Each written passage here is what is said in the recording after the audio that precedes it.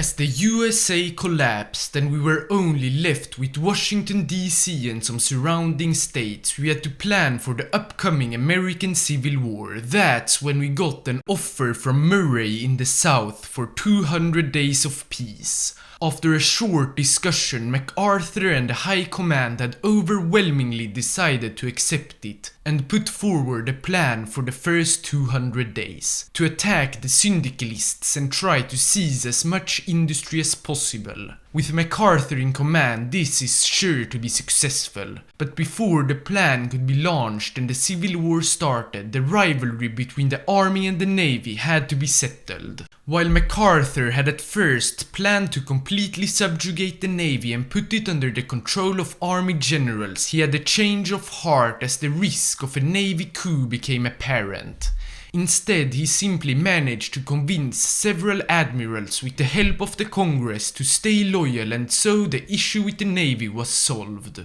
With the 30-day deadline coming ever closer, none of the rebellious states stood down at first. However, we were met with a pleasant surprise when the two governors of New York and New Jersey submitted to pressure from Republicans in the state and allowed our troops to take over, kicking out the Syndicalists. This meant we had two fronts against them, furthering our chances of success in the coming offensive. And that's when it began, the Second American Civil War. From all over the world, countries sent volunteers and guns to all different sides. Some countries, as expected, even took the opportunity to seize some of our lands.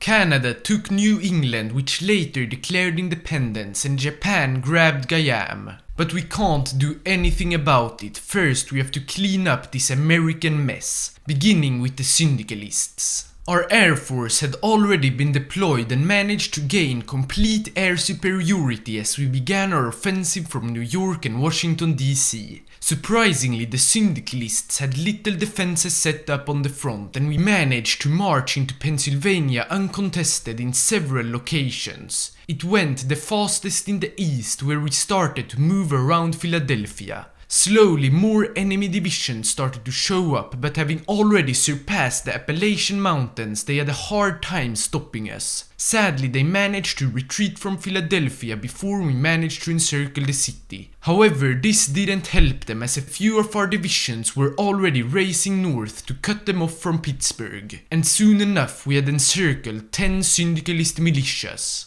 Meanwhile, outside the battlefield, MacArthur had managed to raise an impressive amount of our own militias in New York and New Jersey with the federal mobilization plan. These won't fight the Syndicalists, but instead man the front with Murray, as the 200 days of peace would soon end. Sadly, not all could be sent south, as guarding against the Canadians which are supporting the Pacific government has become a necessity. Back to the Syndicalists, the encirclement has been cleared out and our sight has been set on Pittsburgh and Cleveland.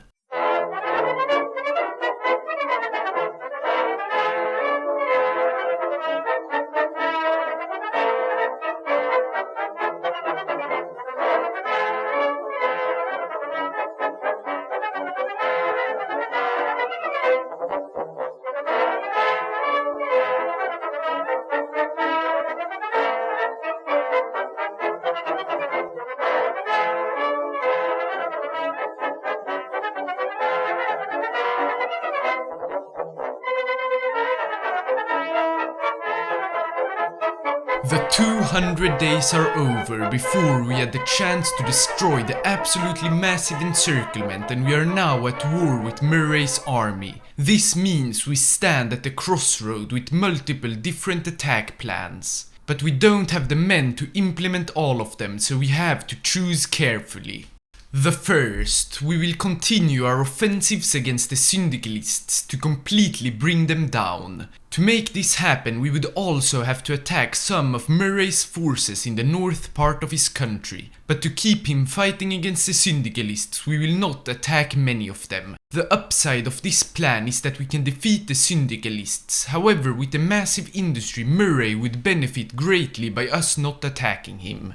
The second, we will attack Murray from the south of Washington DC, where he has almost no forces, to try and reach Atlanta before Long's, or now Tom Pendergast's, forces reach the city. But we have to be careful, an empty front could signify a trap of some kind, and focusing on Murray would let the Syndicalists live another day. The third, the open front is clearly a trap and we wouldn't even reach Atlanta before Pendergast's forces. So, to completely surprise Murray, the plan to naval invade Florida could be revisited. With the Navy loyal, we do have enough naval superiority to make it happen.